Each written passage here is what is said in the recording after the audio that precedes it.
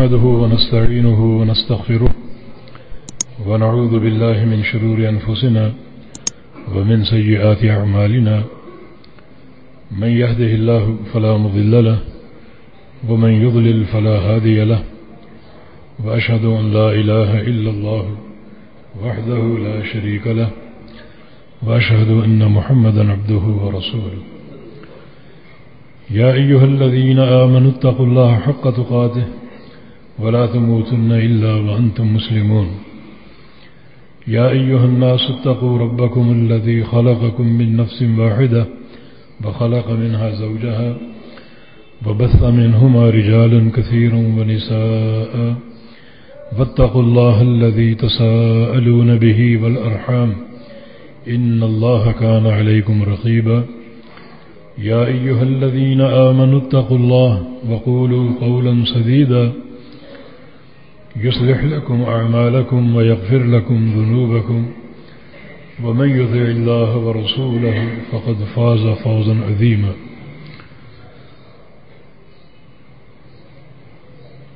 أما بعد فإن أصدق الكلام كلام الله وأحسن الهدي هدي محمد صلى الله تعالى عليه وسلم وشر الأمور محدثاتها وكل محدثة بدعة وكل بدعة ضلالة وكل ضلالة في النار من يطع الله ورسوله فقد رشد واهتدى ومن يعص الله ورسوله فقد ضل وغوى اللهم صل على محمد وعلى آل محمد كما صليت على إبراهيم وعلى آل إبراهيم إنك حميد مجيد اللهم بارك على محمد وعلى آل محمد كما باركت على إبراهيم وعلى آل إبراهيم إنك حميد مجيد سبحانك لا علم لنا إلا ما علمتنا إنك أنت العليم الحكيم رب اشرح لي صدري ويسر لي أمري واحلل عقدة من لساني يفقه قولي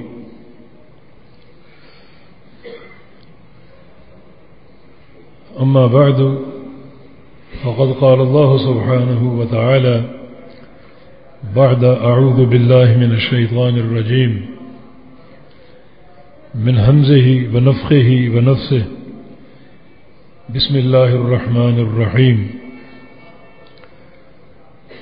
وبشر الصابرين الذين إذا أصابتهم مصيبة قالوا إنا لله وإنا إليه راجعون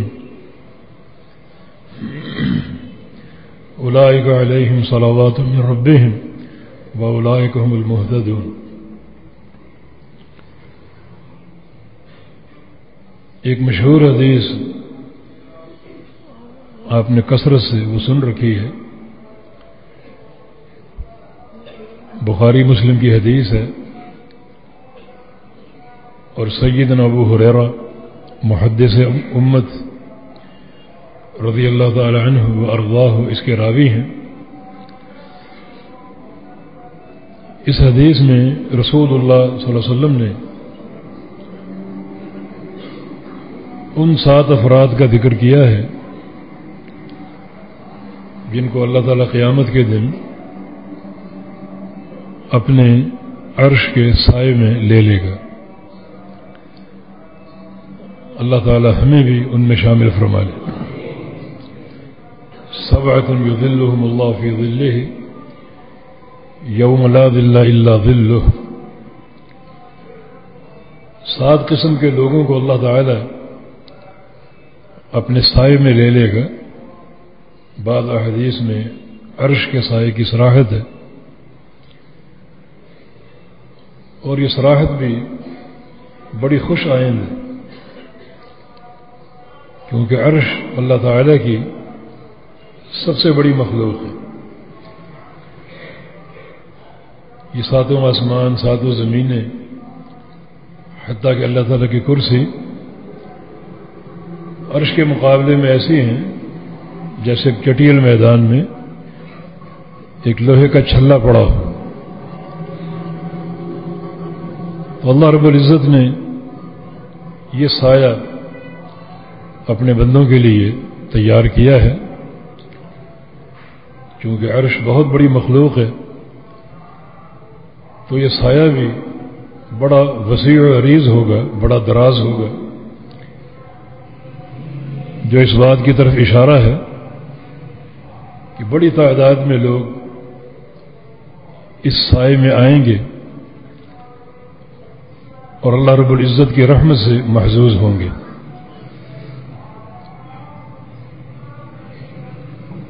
وہ 7 افراد آپ کو معلوم ہے، سنتے رہتے ہیں.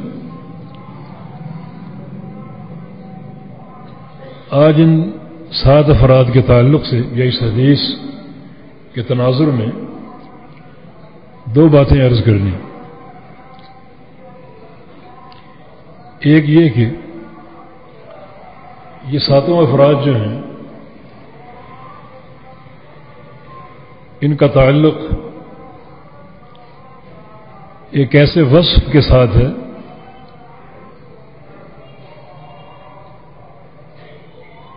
جسے آدھا ایمان ہونے کا شرف حاصل.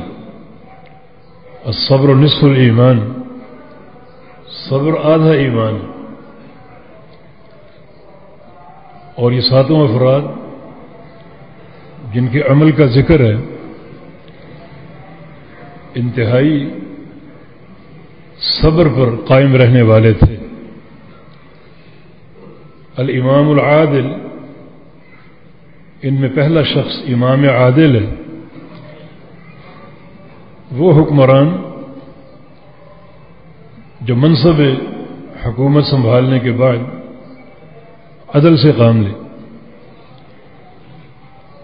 اور عدل سے کام لینا یہ بڑا ایک صبر آزما کام ہے، بالخصوص وقت کے حاکم کے لیے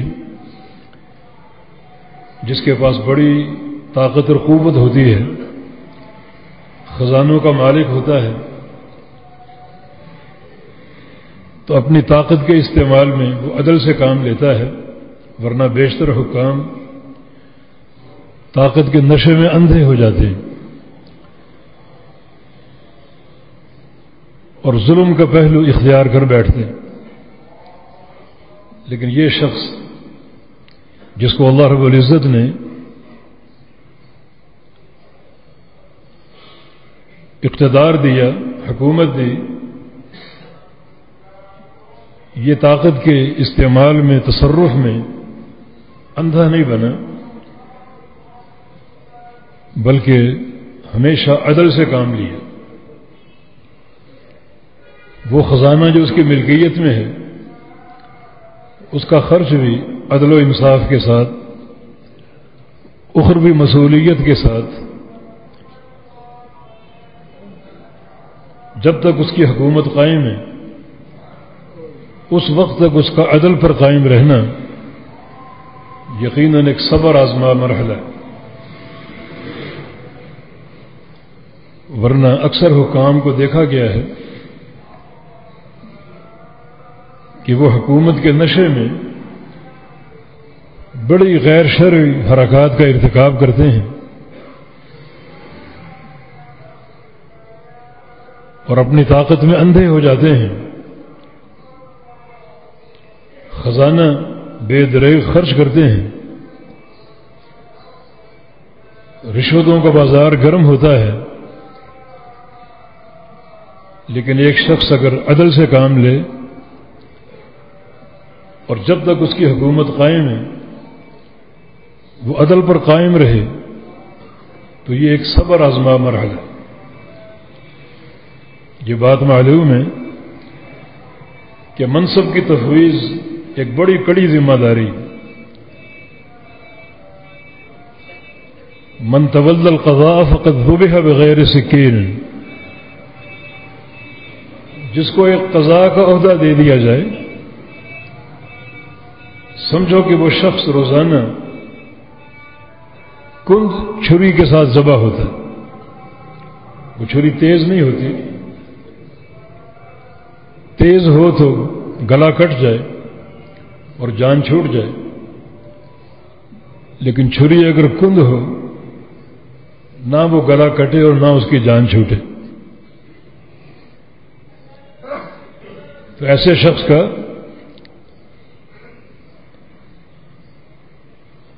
عدل کے وصف پر قائم رہنا یقیناً بہت بڑا صبر، اور شاب نشا فی عبادت ربہ، وہ نوجوان جو اپنے شباب ہی سے بلکہ بچپن ہی سے اللہ تعالیٰ کی عبادت کرنا شروع کر دے اور اسی عبادت میں پروان چڑھے، یہ بڑا عظیم الشان صبر ہے ایک نوجوان کا۔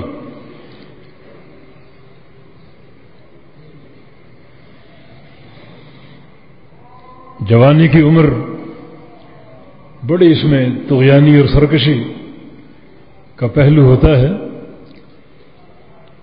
لیکن وہ اس سے اپنے آپ کو بچاتے ہوئے رب تعالی کی عبادت پر کمر بستہ ہے اور مستعد ہے، اور یہ بڑا ہی صبر آزما مرحلہ ہے۔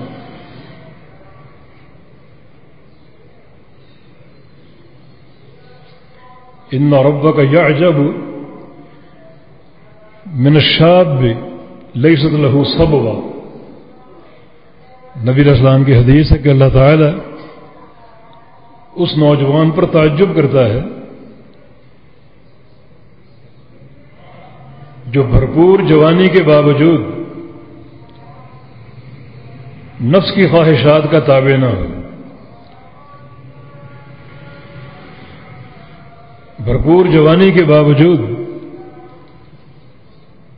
منہج تقوی پر قائم ہو،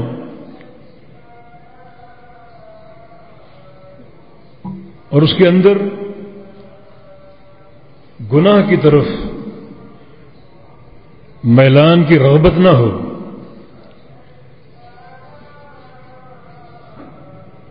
اور یہ معاملہ بڑے صبر پر قائم ہے۔ اور تیسرا شخص وہ ہے رجل قلبہ معلق بالمسجد یا بالمساجد، وہ شخص جس کا دل مسجد کے ساتھ معلق ہو، مسجد کی محبت، اور بالخصوص روزانہ شب و روز میں 5 وقت کی نماز با جماعت کی پابندی، یہ معاملہ انتہائی صبر کا مظہر ہے۔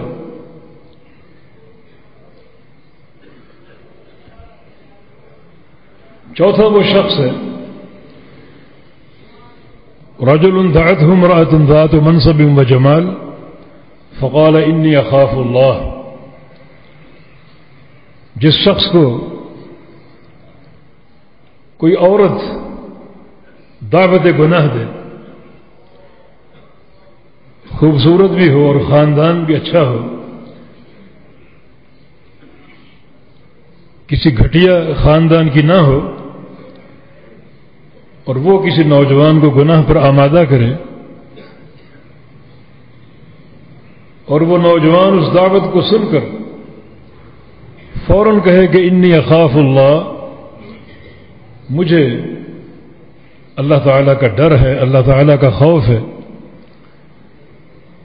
اور محض اللہ تعالیٰ کے خوف کی بنا پر اس دعوت کو ٹھکرا دے، اور یہ بڑا عظیم الشان صبر ہے۔ جس طرح اعمال صالحہ کی انجام دہی صبر پر قائم ہے، اسی طرح گناہوں سے بچنا بھی عظیم الشان صبر ہے، اور خاص طور پہ ایسا گناہ جو لذت سے بھرپور ہو، اسے اللہ کے خوف کی بنا پر ٹھکرا دینا، یہ عظیم الشان صبر۔ اور وہ شخص بھی اللہ تعالیٰ کے سائے تلے ہوگا تو صدق بصدقۃ فاخفاها حتى لا تعلم شماله ما تنفق يمينه، جو بڑا چھپا کر صدقہ دے کہ اس کے بائیں ہاتھ کو معلوم نہ ہو کہ دائیں ہاتھ نے کیا خرچ کیا۔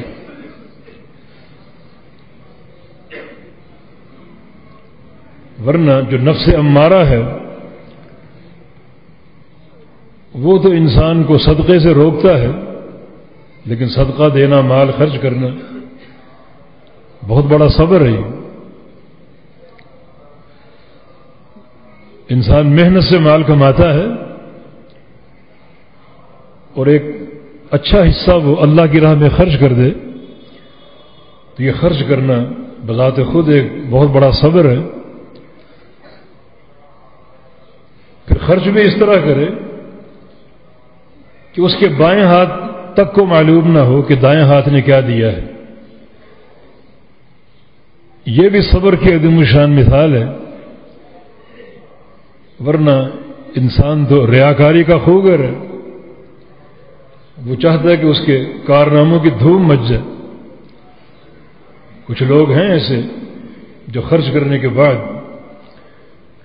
ریاکار بننا چاہتے ہیں، وہ چاہتے ہیں کہ ان کی سخاوت دنیا والوں کے سامنے آئے، بلکہ پریس میں آئے اور دنیا کے کونے کونے میں اس کی سخاوت کی دھوم مچ جائے۔ یہ راستہ بھی بظاہر لذت سے بھرپور راستہ ہے کہ دنیا تعریفیں کرے، لیکن ایک شخص اخلاص پر قائم ہو، حفظ نیت گویا اس کا منہج بن چکا ہے، یہ کام بھی دشوار ہے اور اخلاص کی حفاظت بھی بہت بڑا صبر ہے۔ سفیان ابن عیینہ کا قول ہے رحمہ اللہ کہ میں نے شرعی امور میں سب سے مشکل کام تلاش کرنا چاہا۔ کبھی میرے سامنے جہاد آتا، کبھی روزے آتے، کبھی حج آتا، لیکن آخری فیصلہ دل یہی کرتا کہ یہ سارے کام آسان ہیں۔ پھر میرے سامنے ایک مسئلہ آیا حفظ نیت کا، ریاکاری سے بچنے کا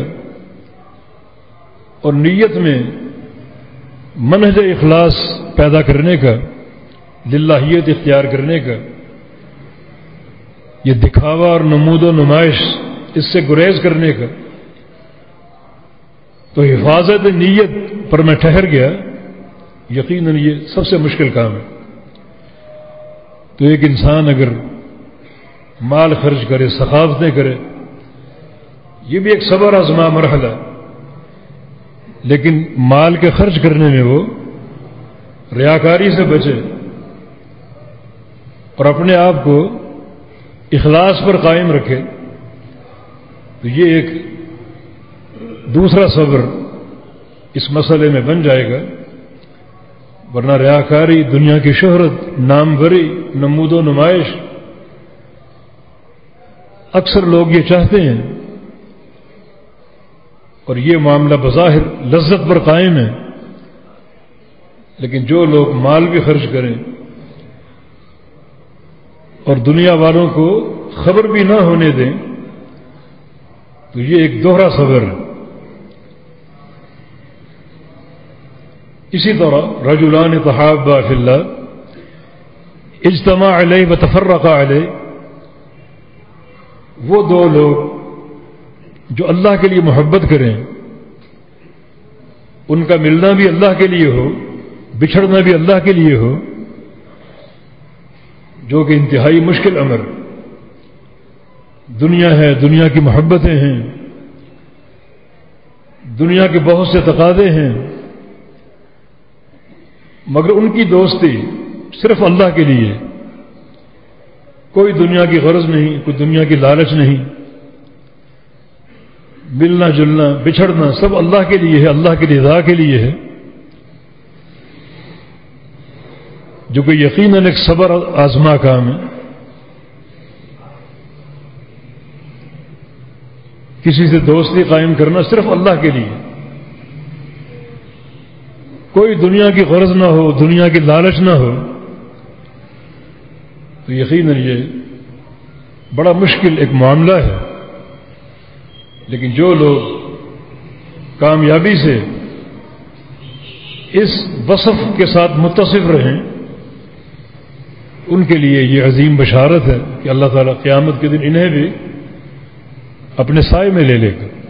بلکہ نبی علیہ السلام کی حدیث ہے کہ اللہ تعالیٰ قیامت کے دن ندا فرمائے گا کہ عند المتحابون بی، وہ میرے بندے کہاں ہیں جو میری خاطر محبتیں کیا کرتے تھے، جن کی زیارتیں ملاقاتیں مل بیٹھنا میرے لیے تھا، وہ کہاں ہیں؟ لہم منابر من نور یغبطہم النبیون والصدیقون والشہداء، ان کے لیے نور کے ممبر تیار ہوں گے، اتنا قرب ان کو اللہ کا حاصل ہوگا کہ انبیاء، صدیقین اور شہداء انہیں دیکھ کر رشک کریں گے۔ یقیناً یہ صبر کی بہت بڑی مثال ہے کہ اپنی محبتیں، دوستیاں، زیارتیں، ملاقاتیں، مل بیٹھنا صرف اللہ کی رضا کے لیے ہو۔ حالانکہ دنیا کی بہت سی حاجتیں ہوتی ہیں، ضرورتیں ہوتی ہیں، مگر سب سے قطع نظر وہ ایک بندے سے دوستی قائم کر لے اللہ کے لیے، تو یہ ایک عظیم الشان بندے کا سرمایہ ہے۔ اللہ تعالیٰ قیامت کے روز میدان محشر میں، جہاں سورج 1 میل کے فاصلے پر ہوگا، ان دو دوستوں اور بھائیوں کو اپنے عرش کے سائے میں لے لے گا۔ اور وہ انسان بھی رجل ذکر اللہ خالیا ففاضت عیناہ، جس نے تنہائی میں اللہ تعالیٰ کو یاد کیا اور اس کی آنکھوں سے آنسو جاری ہو جائیں، اللہ تعالیٰ کے خوف سے، اس کے ڈر سے، جو کہ تقویٰ کی ایک لازوال مثال ہے۔ ایک انسان بڑی محنت کر کے اس مقام تک پہنچتا ہے کہ اللہ کے خوف سے رو پڑے، ورنہ رونے کی بہت سی اقسام ہیں۔ بقول امام عبداللہ بن مبارک رحمہ اللہ کے 10 یا 12 قسمیں ہیں رونے کی، ان میں صرف ایک قسم کا رونا اللہ کے لیے ہے، باقی سارا دنیا داری کے لیے اور ریاکاری کے لیے ہوتا ہے۔ تو یہ ایک بڑا عظیم الشان مقام۔ الغرض، یہ 7 افراد جن کو اللہ تعالی اپنے سائے میں لے گا اور اپنے عرش کا سایہ عطا فرما کر انہیں سورج کی تپش سے بچا لے گا، پسینے سے محفوظ رکھے گا، جو بڑا ہی تکلیف دہ ہوگا۔ اور ان 7 اوصاف کا جو ایک مشترک امر ہے وہ صبر، جس سے صبر کی اہمیت کا اندازہ ہوتا ہے۔ تو یہ صبر جو ہے اپنی زندگی میں پیدا کیجیے۔ صبر کرنے والوں کے لیے بشارت و بشر الصابرین، بشارت ہے، خوشخبری ہے۔ ان اللہ مع الصابرین واللہ یحب الصابرین، اللہ تعالیٰ کو صابرین سے محبت ہے، اللہ تعالیٰ صابرین کے ساتھ ہے۔ یہ اوصاف اختیار کیے جائیں اور ساتھ ساتھ ہر وہ وصف جو صبر سے منسلک ہے اسے پورے صبر کے ساتھ اختیار کیا جائے۔ صبر کی 3 قسمیں ہیں، صبر علی طاعت اللہ، اور صبر عن معصیت اللہ، اور صبر علی اقدار اللہ۔ تینوں اقسام جو ہیں ہر بندے کو ہر وقت ان کا سامنا ہوتا ہے.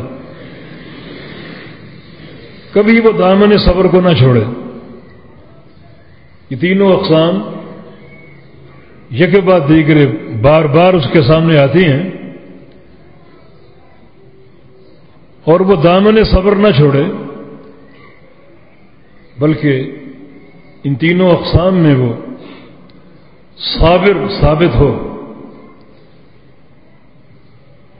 تو یہ بہت بڑا کارنامہ ہوگا،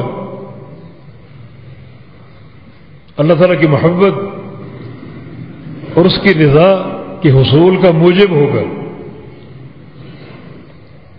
صبر علی طاعت اللہ جو ہے، اللہ تعالیٰ کی اطاعت پر صبر کرنا. وضو کرنا اللہ کی اطاعت ہے اور یہ صبر ہے. نماز اللہ کی اطاعت ہے اور یہ صبر ہے. روزہ، حج، زکوٰۃ، ہر صبر کی الگ الگ نوعیت ہے. تو ہر نیکی پر قائم رہنا زندگی بھر کے لیے یہ عظیم الشان صبر ہے. یہ صبر علی طاعت اللہ ہے، اللہ تعالیٰ کی اطاعتوں پر صبر کرنا. صبر و معصیت اللہ، اللہ تعالیٰ کی نافرمانیاں چھوڑ کر صبر کرنا. ہمارے سامنے بڑے بھیانک گناہ ہیں، بالخصوص فتنوں کے اس دور میں. کھلے عام بے حیائی کی دعوتیں ہیں، قدم قدم پر شراب خانے ہیں، جوا کے اڈے ہیں، سودی کاروبار ہیں اور مال کی بڑی کشش ہوتی ہے. لیکن ان تمام چیزوں سے احتراز کرنا، بچاؤ اختیار کرنا، یہ صبر کی بہت بڑی مثال ہے. اور تیسری قسم صبر علی اقدار اللہ، جو اللہ تعالیٰ کی تقدیر کے فیصلے ہیں انہیں بھی پورے صبر کے ساتھ برداشت کرنا اور خندہ پیشانی سے جھیلنا، بے صبری اختیار نہ کی جائے. تقدیر پر ایمان، یہ ایمان کے 6 ارکان میں سے ایک رکن ہے. وَتُؤْمِنَ بِالْقَدْرِ خَيْرِهِ وَشَرِّهِ، کہ تم تقدیر پر ایمان لے آؤ، خیر ہو یا شر ہو. تقدیر اگر خیر ہو تو اللہ تعالیٰ کا شکر ادا کیا جائے، اور اگر شر ہو تو اس پر صبر کیا جائے. عجبا لامر المؤمن ان امرہ کلہ خیر. مومن کا معاملہ کتنا عجیب ہے کہ اس کا ہر معاملہ اس کے لیے خیر ہی خیر ہے، بہتر ہی بہتر ہے.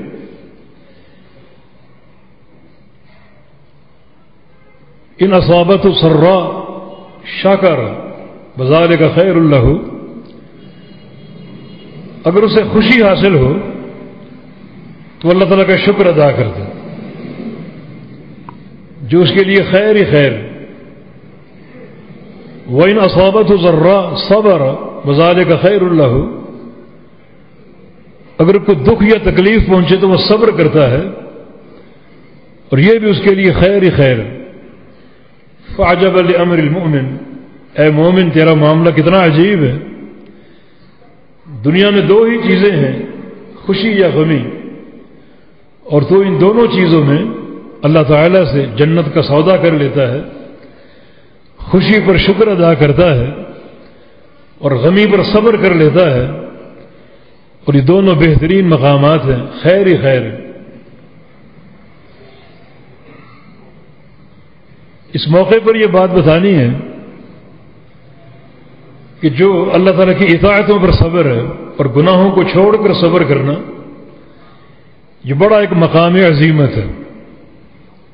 جو اللہ تعالیٰ کی تقدیر کے فیصلے ہیں، کبھی مرض ہے، کبھی کسی عزیز کی فوتگی ہے، کبھی کاروباری خسارہ ہے، کبھی دنیا والوں کی طعنہ زنی ہے، غیبتیں ہیں، حسد ہے، بغض ہے.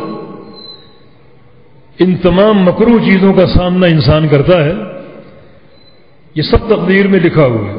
یہ تقدیر کے کڑوے فیصلے جو آپ کے حق میں ہیں، جو آپ کے لیے لکھے گئے، ان کو اللہ تعالیٰ کی رضا سمجھ کر صبر کر لینا، یہ عظیم الشان مقام ہے.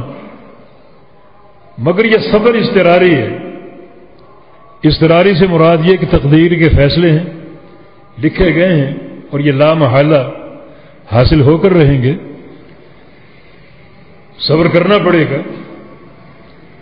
اضطراری صبر ہے، کر لو گے تو فائدہ ہے، نہ کرو گے تو نقصان ہے. اضطراری صبر سے مراد یہ ہے کہ وہ غمی اور دکھ لکھا ہوا ہے، وہ حاصل ہو کر رہے گا. صبر کرنا پڑے گا. صبر کا اجر ہے. صبر کیا ہے؟ برداشت کرنا. صبر کیا ہے؟ اپنی بیماری یا تکلیف کا ڈنڈورا نہ پیٹنا. دنیا والوں کو بتاتے پھر رہے ہو فلاں مرض ہے، فلاں بیماری ہے، یہ صبر کے منافی. یہ مرض اللہ کے امر سے آتا ہے تو وہ اللہ تعالیٰ کا شفا کر رہے ہو ہر جگہ. ہاں، جہاں تکلیف کا اظہار فائدہ مند ہو سکتا ہے، کسی طبیب یا ڈاکٹر کے سامنے اپنے مرض کو کھول دیں تاکہ وہ علاج کر سکے، تو وہ ایک حکمت ہے، بالکل کیجیے. نبی علیہ السلام کی حدیث ہے کہ ما انزل اللہ من داء الا وانذر له شفاء، کہ اللہ تعالیٰ نے جو بیماری اتاری ہے اس کی شفا بھی اتاری ہے. تداووا یا عباد اللہ، اللہ کے بندو علاج کیا کرو اور دوا استعمال کیا کرو. یہ صبر کے منافی نہیں ہے.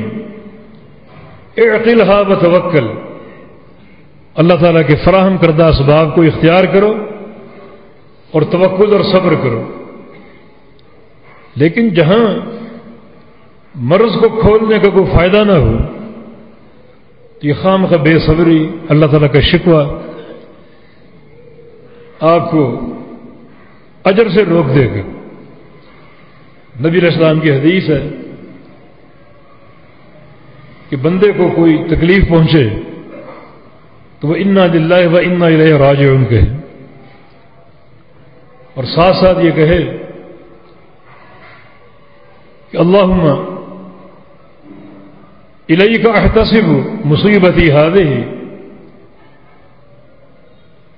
فاجرنی بہا، کہ یا اللہ اس مصیبت پر صبر کر کے میں تجھ سے اجر کا خواہاں ہوں، اجر کا طالب ہوں، تو مجھے اجر عطا فرما دے. وَأَبْدِلْ لِي بِهَا خَيْرًا مِّنْهَا، اور اس کے بدلے اس سے بہتر عطا فرما دے. جس اللہ نے یہ دیا وہ اس سے بہتر بھی دینے پر قادر ہے. یہ دعا پڑھ لیا کرو کوئی مصیبت آئے. ام سلمہ رضی اللہ عنہا کی روایت ہے، جب ان کے شوہر ابو سلمہ فوت ہوئے تو انہوں نے یہ دعا پڑھی تھی. جب یہاں تک پہنچی وَأَبْدِلْ لِي بِهَا خَيْرًا مِّنْهَا، کہ مجھے اس سے بہتر عطا فرما دے، تھوڑا سا رک گئی. مَن يَكُونُ خَيْرًا مِّنْ أَبِي سلمہ، کہ ابی سلمہ سے بہتر کون ہو سکتا ہے، اس سے بہتر شوہر اور کون ہو سکتا ہے. لیکن پھر یہ سوچا کہ نبی علیہ السلام کی تعلیم ہے، یہ الفاظ میں کہہ ڈالیں کہ مجھے اس سے بہتر عطا فرما دے. پھر آپ جانتے ہیں کہ ام سلمہ رضی اللہ عنہا ام المومنین بن گئیں. جب ان کی عدت ختم ہوئی تو اس کی طرف نکاح کا پیغام بھیجا کس نے؟ محمد الرسول اللہ صلی اللہ علیہ وسلم. تو اس سے بہتر کون ہو سکتا؟ ہمارا کام صبر ہے، استقامت ہے، اللہ پر توکل ہے، صبر کر کے اجر لینا، اور صبر کر کے اللہ تعالیٰ کی رضا اور محبت کو سمیٹنا اور حاصل کرنا. یہ صبر اضطراری ہے، جس کی ایک شکل یہ بھی ہے کہ اس درد کا یا بیماری کا علاج غیر شرعی نہ ہو. کوئی بیماری آ گئی، بندہ بے صبرہ ہو جائے، فلاں درگاہ پہ جاؤ، فلاں حضرت کے پاس جاؤ، پلیٹیں لکھوا کر لاؤ، گھول گھول کے پلاؤ، تعویذ لے کر آؤ، پانی پر پھونکے مروا کے لاؤ، یہ سارے غیر شرعی معاملات، یہ بھی بے صبری. ہاں علاج اختیار کرے مگر وہ جو صحیح ہو، یہ استقامت اور صبر ہے. مگر یہ صبر اضطراری ہے، اور اگر صبر اختیاری کریں گے تو اس کا کیا اللہ کے یہاں صلہ ہوگا، کیا اس کا مقام ہوگا. صبر اختیاری کیا ہے؟ وہ معاملہ جس میں صبر کرنا یا نہ کرنا آپ کے اختیار میں دیا گیا ہے، جو بار بار آپ کے سامنے آتے ہیں معاملات ہو. 5 وقت کی نماز ہے، اللہ تعالیٰ کا فریضہ ہے، آپ کو اختیار دیا گیا نماز پڑھے یا نہ پڑھے. پڑھو گے تو جنت کا راستہ ہے، اور نہ پڑھو گے تو جہنم کا راستہ ہے. اور آپ نماز کو اختیار کر لیں، یہ ہے صبر اختیاری. کتنا اس کا اجر ہوگا، کتنا اس کا صلہ ہوگا. سال بعد زکوٰۃ ہے، دو یا نہ دو، اگر دو گے تو جنت ہے اور نہ دو گے تو جہنم ہے. اور آپ زکوٰۃ دینے کو ترجیح دیں، یہ صبر اختیاری.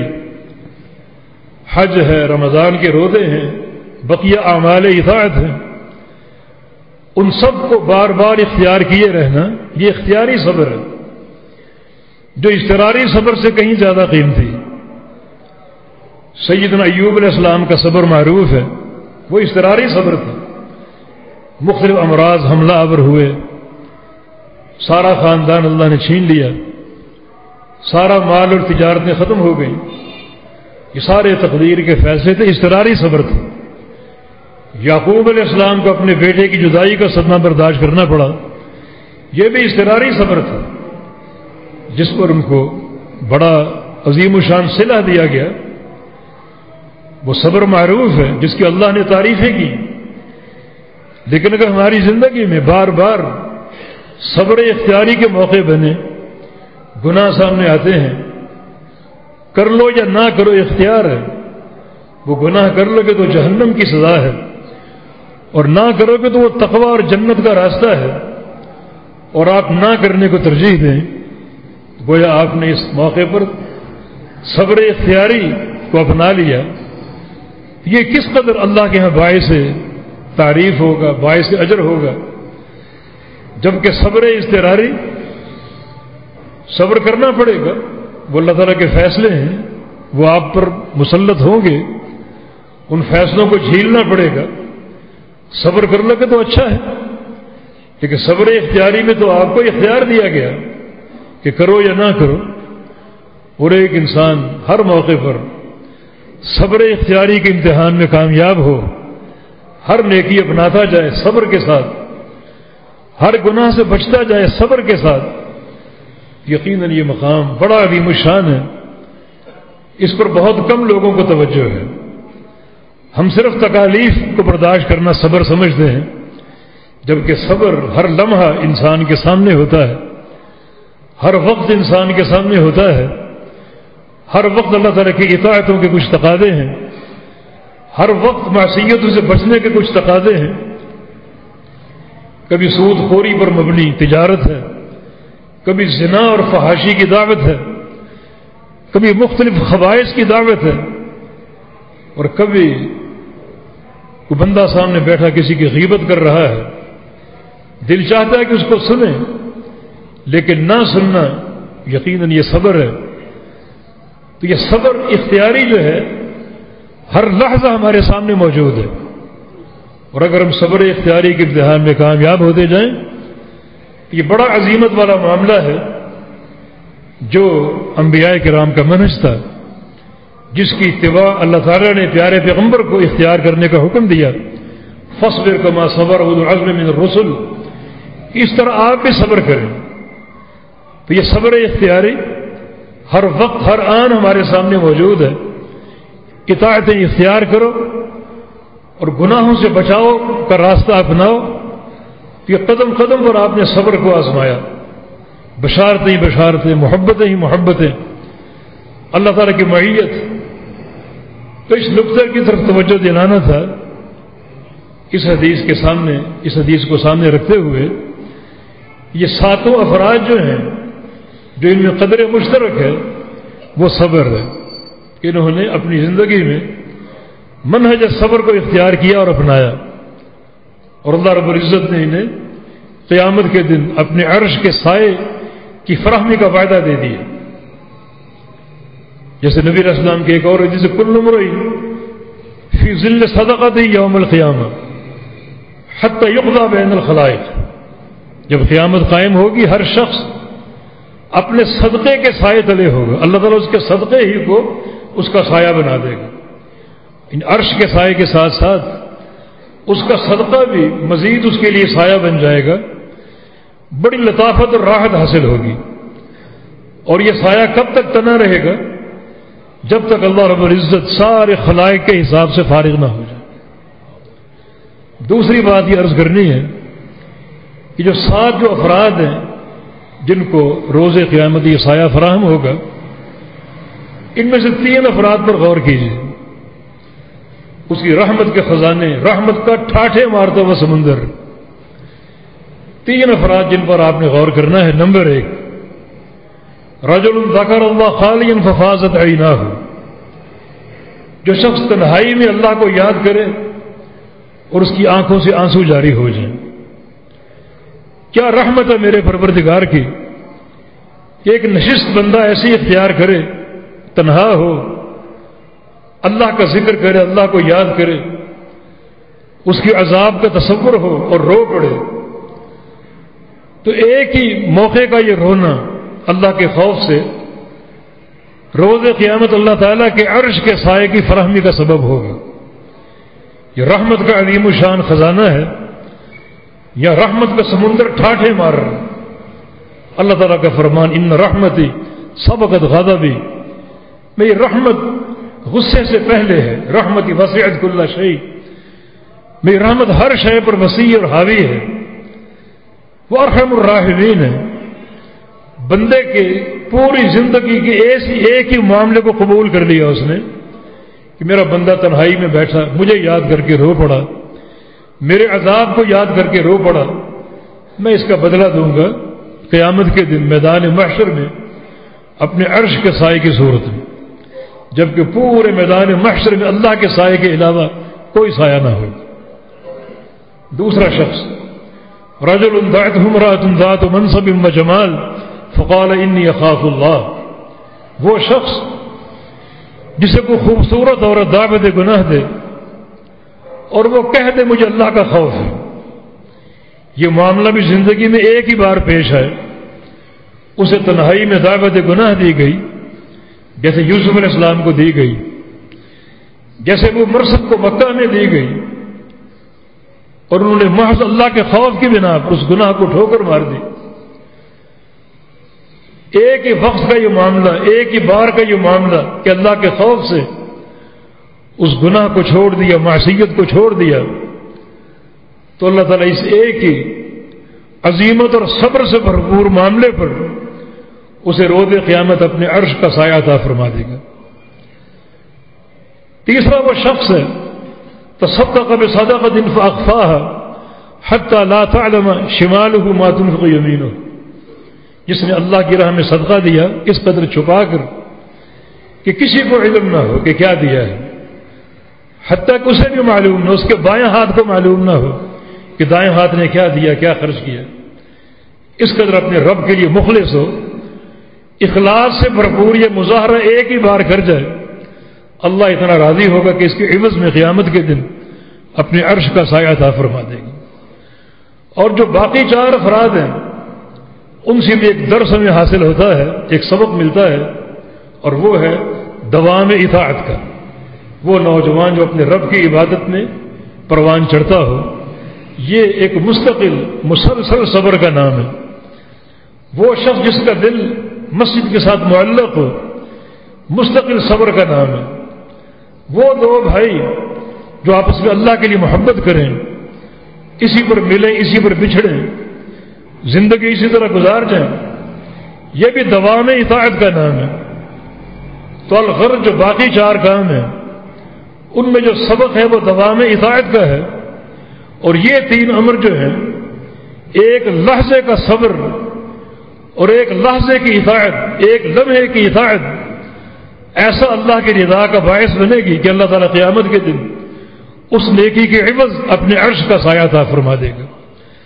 تو دوام اطاعت بھی ہماری زندگی کا ایک لازمی حصہ ہو، اور یہ کام بھی ہم منتظر رہیں کوئی ایسا موقع بن جائے، رب تعالیٰ کی اطاعت میں بھرپور صبر کا مظاہرہ کرتے ہوئے اس نیکی کو اختیار کر جائیں، اس گناہ کو ٹھوکر مار دیں، تو ایک ہی بار کی یہ اطاعت یہ اس عظیم الشان نعمت کا باعث بن سکتی ہے، اور وہ ہے قیامت کے روز اللہ تعالیٰ کا وہ سایہ، جبکہ پورے میدان محشر میں کوئی سایہ نہ ہوگا، اور بندوں کو سائے کی طلب ہوگی، سائے کی تلاش ہوگی، اور اس کو حاصل کرنا کتنا اللہ نے آسان بنا دیا۔ میرا رب ارحم الراحمین ہے، بندوں سے محبت کرنے والا، جس کا پیار ماؤں کے پیار سے زیادہ ہے، کوئی اس کے پیار کو پہنچ نہیں سکتا، اور یہ اس کے پیار کے مظاہر ہیں کہ بندے کا ایک ہی بار کی اطاعت کا یہ جذبہ اللہ تعالیٰ کی محبت کا باعث ہوگا، اور قیامت کے روز اسے اللہ تعالیٰ کا سایہ حاصل ہو جائے گا۔ ہر موقع کے متلاشی رہو، ہر موقع کے لیے مستعد رہو۔ دوام اطاعت بھی دین اسلام کی ہدایات سے ہمیں ملتی ہے کہ ہم مستقل اللہ تعالیٰ کی اطاعت اختیار کریں، اللہ کے رسول کی اطاعت اختیار کریں، اور اپنے آپ کو ہمیشہ کے لیے منہج تقویٰ پر قائم کر لیں، اور اس قسم کے مواقع ہوں ان میں ہم پوری استقامت اور صبر اور عزیمت کا مظاہرہ کرتے ہوئے ایک ہی بار یہ استقامت اختیار کر جائیں، تو اللہ کی رضا ہمارے لیے منتظر ہے، اور بڑے بڑے خزانوں کے حصول کا باعث بنے گا۔ سب سے بڑا خزانہ میدان محشر میں جو عذاب اور تپش کی صورتیں ہوں گی، اللہ ان سے محفوظ رکھتے ہوئے ہمیں اپنے عرش کے سائے میں لے لے گا۔ واللہ تعالی ولی التوفیق۔ اللہ پاک ہمیں اپنی رحمتیں عطا فرما دے، اللہ ہم سے راضی ہو جائے، یا اللہ ہم سے وہ کام کروا لے جو تیری اطاعت پر ہو۔ اللهم وفقنا لما تحب وترضى. أقول قولي هذا واستغفر الله لي ولكم، وآخر دعوانا أن الحمد لله رب العالمين.